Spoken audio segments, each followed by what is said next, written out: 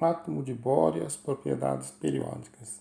Bom, pessoal, apesar da gente ter visto em aulas passadas que o modelo atual não é mais o átomo de Bohr, o átomo de Bohr ele é interessante devido ele não é um átomo assim, um modelo tão retrô, mas também ele não é o modelo mais moderno, mas ele é um modelo que traz inovações e que dá para a gente entender muita coisa a partir do comportamento da tabela periódica em ligação com as características do átomo de Bohr.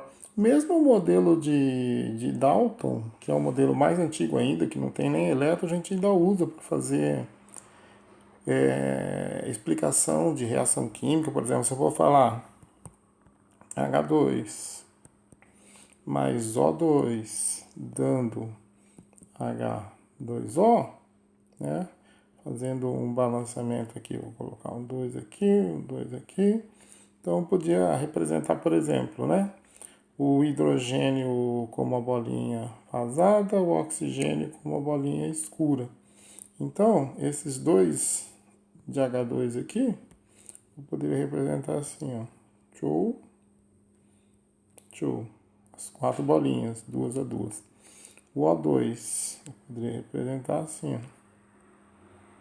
As 2 bolinhas unidas. E formou quem? H2O e H2O. Então, mesmo o modelo de Dalton, muitas vezes a gente vai voltar lá atrás e vai usar as ideias dele, né, a representação dele, quando não interessa falar de eletrosfera, interessa falar só de massa, a gente não vai ter problema com isso. Então, o modelo de Bohr permite estudar as variações nas propriedades atômicas nas famílias e períodos da tabela periódica, né? Então, essas variações que algumas propriedades têm ao longo de famílias e períodos da tabela, a gente chama de propriedades periódicas. A mais importante das propriedades periódicas é o raio atômico. O que é o raio atômico? Aqui, ó, essa distância entre dois átomos que fizeram uma ligação. Só que ela vai ser dividida por 2. Então, nada mais é o raio atômico do que o raio da própria eletrosfera do átomo. Vai dar uma noção de volume do átomo, né? Então, como é que funciona o raio atômico? Aqui, ó. Tem duas coisas que a gente precisa ver. Que a gente nota quando a gente trabalha um período, ó, o raio atômico vai diminuindo quando eu vou da esquerda para a direita. E ele vai aumentando quando eu vou de cima para baixo. O que acontece quando eu vou de cima para baixo? O primeiro elemento lá tem uma camada. O outro, de baixo, tem 2 camadas. 3 camadas. 4 camadas. 5 camadas, 6 camadas. Então, o aumento do tamanho, do volume do átomo, quando a gente está trabalhando a linha vertical, que é a família ou grupo, é porque aumenta o número de camadas. Consequentemente, o átomo que está embaixo vai ser sempre maior do que o átomo que está em cima. Por quê? Porque ele tem mais camadas que o átomo de cima. Já na linha horizontal, o que acontece? O número de cargas positivas aumenta, né? Então, conforme eu vou indo para a direita, vai aumentando o número de cargas positivas. E como quem está em uma mesma linha horizontal, todo mundo aqui vai ter o mesmo número de camadas, eles têm o mesmo número de camadas, mas tem quantidades crescentes, quando eu vou da esquerda para a direita, de cargas positivas puxando esses elétrons da eletrosfera. Consequentemente, os átomos lá do final vão ter a eletrosfera mais compacta do que os átomos que estão aqui no início. Eles vão ter o mesmo número de camadas, só que esse átomo aqui, por ter uma quantidade maior de positivos, mantém sua eletrosfera mais presa, e esse átomo aqui, por ter uma quantidade positiva menor de positivos menor, vai manter sua eletrosfera mais solta, consequentemente ela ocupa mais espaço e o raio vai ser maior. Olha aqui a variação do raio nas linhas horizontais ou períodos, né? Olha só, o primeiro elemento de um período e o último. Primeiro, esse aqui, por exemplo, é o terceiro período e o último. Quarto período, o primeiro e o último. A gente nota claramente a diminuição nesses raios, né? Então, o que a gente pode dizer? Nós temos, esse aqui, por exemplo, potássio, tem 19 prótons. Criptônio já vai ter 36 prótons, ou seja, esses 36 prótons atraem mais fortemente essa eletrosfera de 4 camadas do que a eletrosfera de 4 camadas do potássio. Consequentemente, o criptônio é menor, o raio dele, do que o raio do potássio. E quando o elemento se transforma no íon, o que acontece? Se ele se transforma num íon positivo, ele perde elétrons. Se ele perde elétrons, o que vai acontecer? Cai a repulsão na eletrosfera, porque diminuiu o número de elétrons, e o raio atômico também vai cair. Né? Com a repulsão menor na eletrosfera, os elétrons conseguem se acomodar num raio menor. Quando o íon é negativo, é porque ele ganhou elétrons. Se ele ganhou elétrons, o que vai acontecer com a eletrosfera? Vai ter mais elétrons e vai ter mais repulsão. Se vai ter mais repulsão, a eletrosfera é obrigada a ocupar um volume maior e o raio do átomo aumenta. Então, se eu considerar um átomo neutro, o seu cátion sempre tem um raio menor que ele e o seu ânion sempre vai ter um raio maior do que ele. Então, aqui a gente tem uma representação interessante. Ó. O que está em cinza seria o raio do elemento, né, o tamanho da esfera, que representa a eletrosfera dele, quando ele está no estado neutro. Azul, quando ele virou um ânion. E em rosa, quando ele virou um cátion. Então vamos pegar aqui, por exemplo, o caso do magnésio.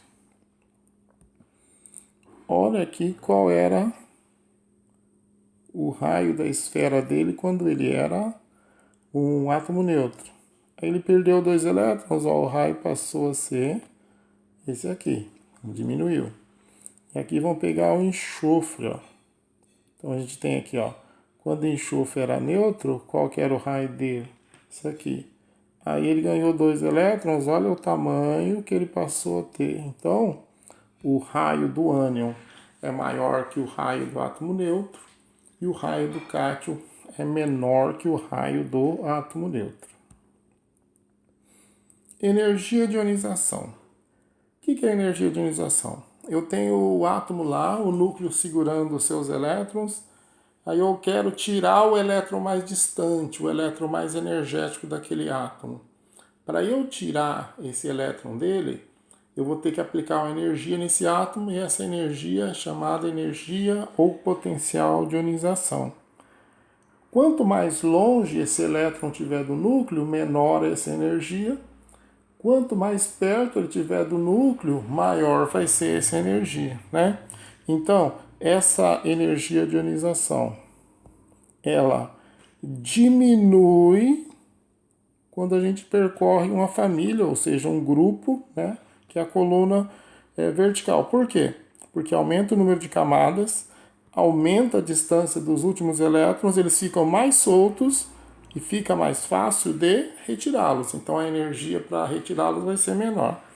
Olha o que a gente nota aqui, ó, no mesmo grupo, ó, aqui dos gases nobres. Olha como a energia de ionização está caindo. E quando a gente olha na linha horizontal, a energia de ionização ela está aumentando. Por que ela está aumentando? Conforme eu vou para a direita, o que acontece? Aumenta o número de positivos. Quem são os positivos? São as partículas que seguram os elétrons. Quanto mais prótons eu tiver, mais positivos eu tiver, é mais difícil tirar o elétron e maior vai ser a energia ou o potencial de ionização. Olha aqui o que acontece ao longo do período, né, para o potencial de ionização. Então, se eu pego aqui, por exemplo, o potássio, ó, ele está aqui no final, ó. A gente tem o argônio, Então, o potássio é um valor baixo, o sódio é um valor baixo, o lítio é um valor baixo. Então, o que o lítio e o sódio têm em comum? Eles são elementos que estão no começo dos seus períodos, né? O que o neônio e o argônio têm em comum? São elementos que estão no final desses períodos, né? Então, o que acontece?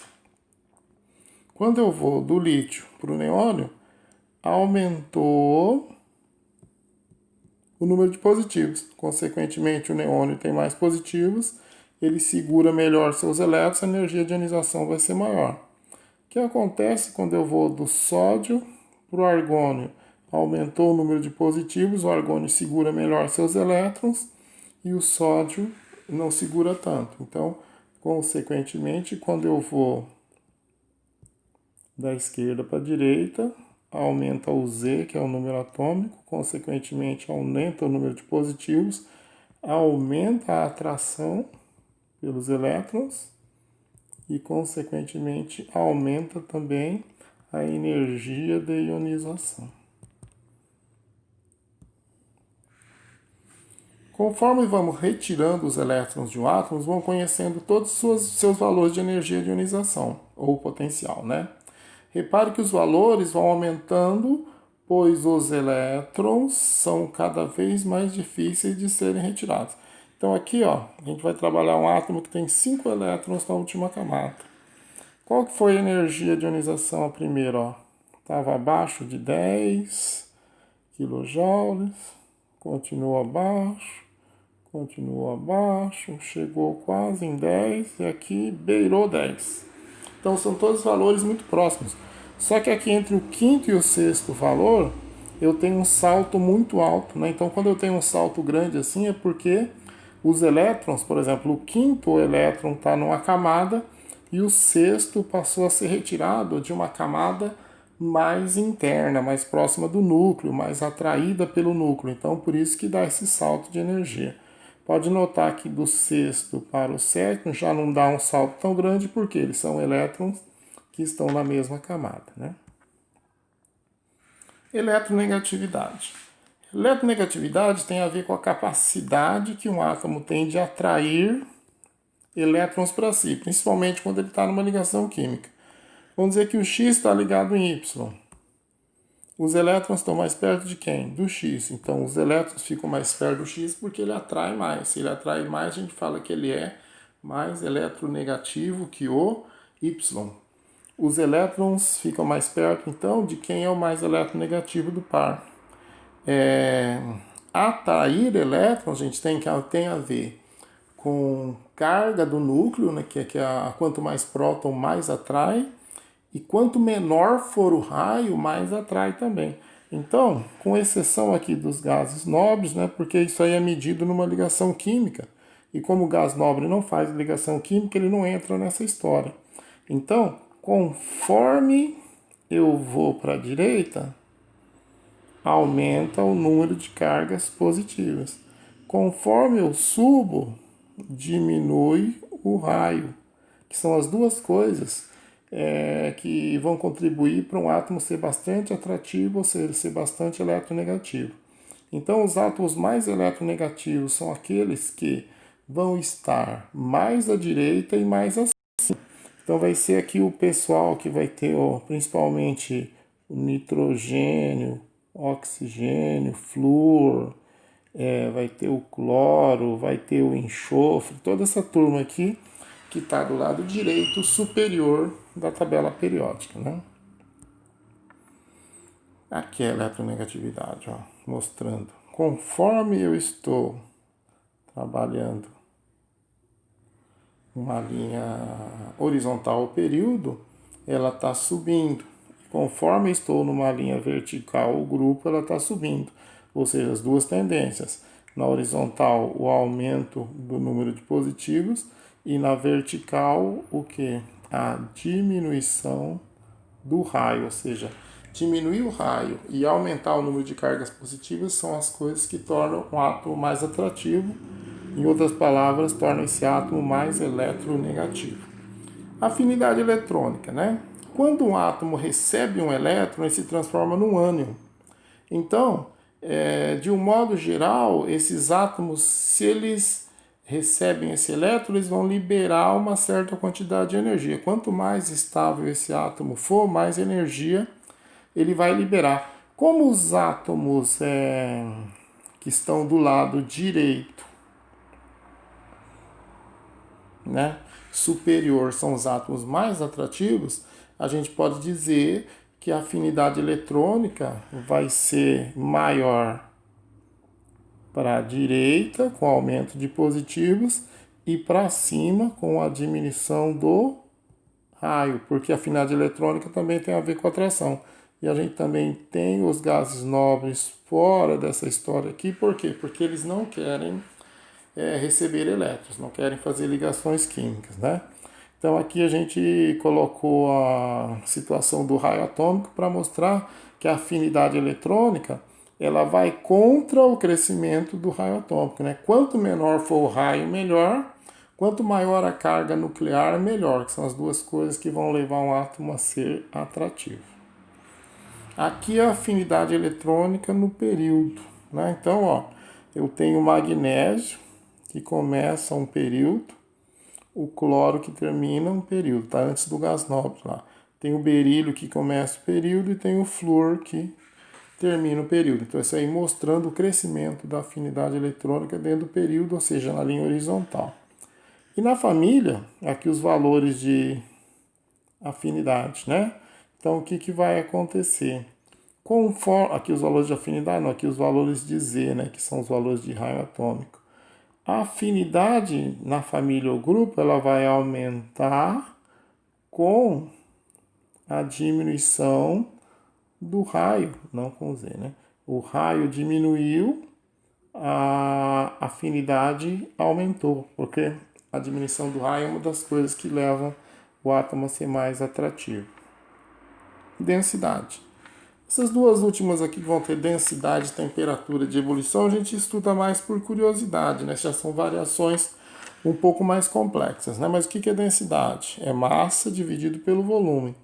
Então, o que eu posso dizer? Que um átomo ser mais denso que o outro, quer dizer que esse que é mais denso, ele consegue concentrar mais massa num determinado volume do que o átomo que é menos denso. Então, se a gente considerar que a gente tem o aumento do volume atômico, o volume atômico ele aumenta de cima para baixo e do centro para a direita e para a esquerda. Então, aonde vão estar os átomos de menor volume? Vão estar nessa região. Aonde vão estar os átomos de maior massa? Vão estar nessa última linha aqui. Então, o que vai acontecer? Aonde eu conjugo as duas melhores coisas, maior massa e menor volume? Na região central da tabela periódica. Então, o elemento mais denso da tabela é o ósmio, com 22,6 gramas por centímetro cúbico, o que equivale a dizer que um litro de ósmio teria 22,6 quilogramas. Um negócio bem doido. E a temperatura de fusão e de ebulição, que tem um comportamento que a gente mostra mais por curiosidade, né? Aqui nas duas primeiras colunas, esses valores eles aumentam, né, de baixo para cima. Nas outras colunas, eles aumentam de cima para baixo. E nos períodos, eles aumentam das laterais para o centro, né? Essa questão das temperaturas de fusão e de ebulição, ela é um pouco assim complexa para o ensino médio estudar, né? E normalmente ela não faz parte de questões de vestibular. Quando cai é uma questão às vezes de você analisar um gráfico, às vezes analisar uma informação que ele te fornece, né? Algo que eu preciso guardar. Aqui tem um exemplo resolvido, né? Que é a respeito de energia de ionização e modelo de Bohr. Ele fala para observar os valores de energia de ionização para o nitrogênio e fala que ele tem Z igual a 7. Quando ele fala que tem Z igual a 7, ele já vai me dizer que ele tem 7 elétrons, né? Aí ele vai falar, para tirar o elétron mais fácil de ser arrancado é 14,5 elétron-volts, o próximo é 29,6, o outro já vai para quase 48, o outro é 77, 98. Aí eu tenho algo importante aqui, ó, que dá um salto de praticamente 100 para 550. Então aqui a gente já pode notar que esses elétrons todos aqui estão num nível mais externo e esse aqui num nível mais interno. Se ele está falando que o total de elétrons é 7 e eu tenho 7 energias de ionização, quer dizer que eu tirei todos os elétrons do átomo. Então, na camada mais externa, eu tinha quantos elétrons? 5, né? E na camada mais interna, quantos que eu tinha? 2. E é exatamente o que cabe na camada K. Então, isso aqui é um átomo que tem camada K e L. 2 elétrons na K e 5 elétrons na L. Note aqui, ó, quando eu estou tirando elétrons da mesma camada, ó, primeira energia, 14,5. Segunda energia, 29,6. Terceira energia, 47,9. Quarta energia, 77,5. Quinta energia, 97,9. Aí a próxima energia ele dá um salto lá para 550 e depois para 666, o que demonstra que esse aqui, o quinto elétron, era o último elétron daquela camada mais distante. E esse sexto elétron aqui e o sétimo são os 2 elétrons da camada mais interna, né? Totalizando 7 elétrons. Então é um átomo de 2 camadas, camada H com 2, camada L com 5. Por que os valores sempre crescem? Porque é assim, ó. Eu vou lá e tirei um elétron. Com menos elétrons, a eletrosfera se contrai, porque tem menos repulsão, e o núcleo segura melhor os elétrons. Eu vou lá e tiro outro elétron. Com menos elétrons, a eletrosfera fica com menos repulsão. Com menos repulsão, ela consegue se contrair mais, e o núcleo segura melhor ainda esses elétrons. Então, conforme